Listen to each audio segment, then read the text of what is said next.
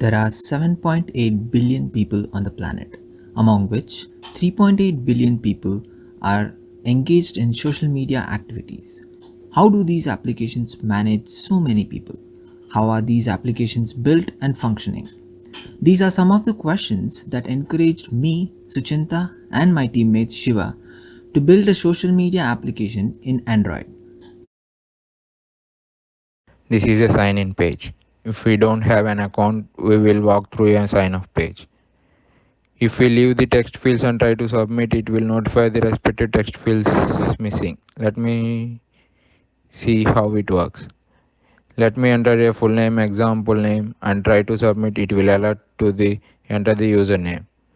Let me enter the example and similarly email ID. Let's email ID be EE and try to submit. It will alert the valid email ID. We let me add at the rate of gmail.com. Same for the password. Let me complete the fields and submit. It will pop up the successful message and fly back to the sign in page.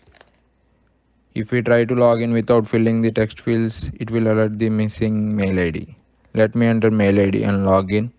Then it will alert me to enter the password. If we enter a wrong password, login failed. If we enter any text field incorrect, login will be failed.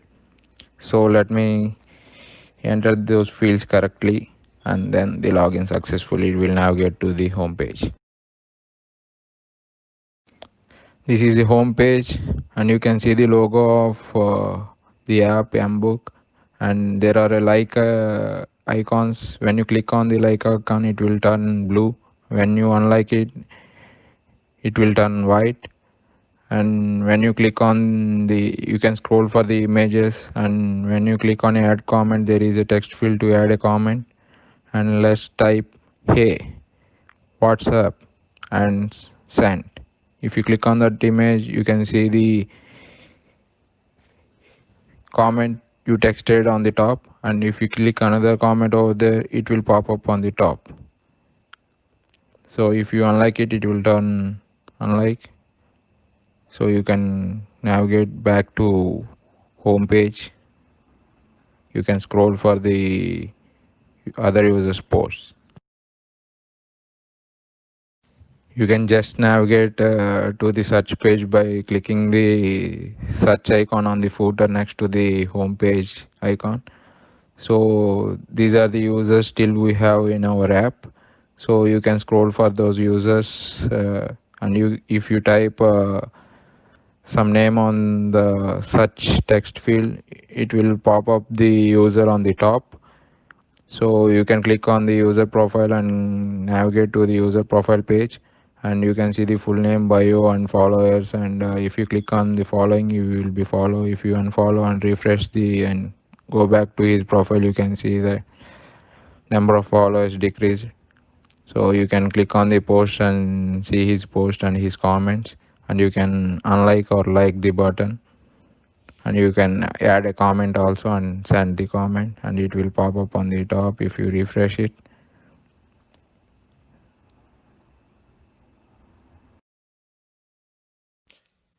Hello everyone, this is Suchinta here. So I'll be talking about the create post. This is the create post navbar button, and these are the features included in that. You can select a picture from the mobile and then upload it, and you can see the preview of it, and then you can add a post description uh, below the image, and then you can upload the post. So you'll have a dialog box which shows uploading, and then after post is successfully uploaded, you'll have a toast. You can see the post in the home page. So here, yeah, that is the post, and you can add another post like this. So you can choose the image and the description.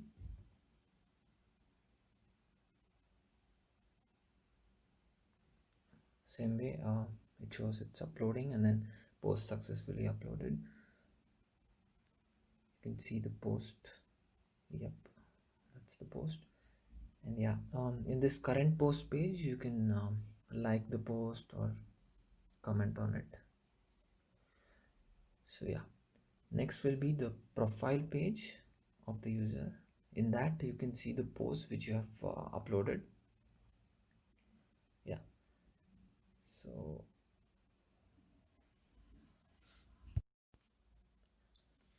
now we'll see the profile page of the user. This is the profile page of the current user.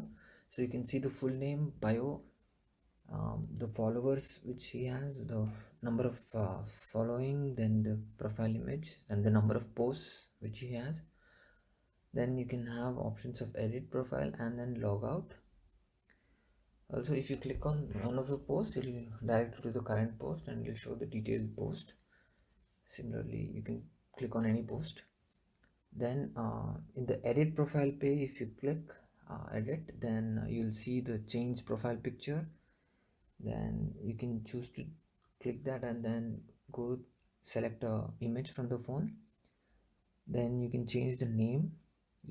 It's actually the full name, so you can change the full name of the user, and then you can put a bio there.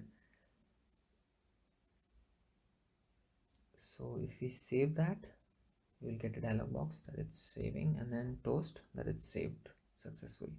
So you can see the full name changed and the bio which has changed. Now in the edit profile page, we can also delete the whole account of the user, but it will prompt you another time. If you really want to delete it, then you can choose not to, or you could have chosen yes. So yeah, so in the now let's see the chat feature of the application. I'll log in with another user called news@gmail.com. So yeah, now I'll go to the search page and then search for a user like the example user. Yeah, here I'll click on the chat button. So this is the chat page where users can chat with each other.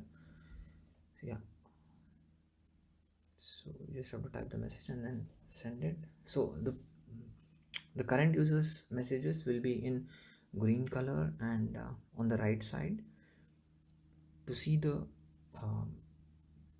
like the other person's view, will just log out of this account and then log in with the other user. That is example at gmail.com.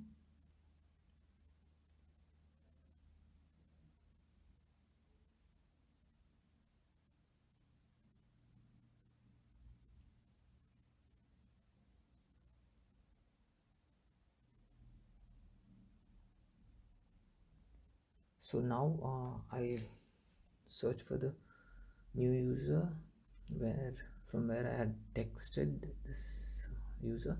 So yeah, so in example users chat page, the message is on the left and it's not green because it's not his. So yeah, if the user texts anything, then it'll be on the right and green. So yeah, so let's see the Firebase Firestore. So here we have three collections: users, posts, follow, and following collection. In the users collection, you have user IDs, then chats collection, and the user details. So in the chats collection, you have user ID of other user ID, other person's user ID whom you are chatting with, and the messages collection. In the messages collection, you have all the messages with the timestamp, user ID, and username. Then as I said, in the users collection you have user details also. So in post collection, you have the post details like image, post ID, etc., and you have likes collection and comments collection. In comments collection, you have all the comment details, timestamp, username, comment. And in following collection, when a user follows another user, it stores followers and following IDs. So that's how it's fetched back.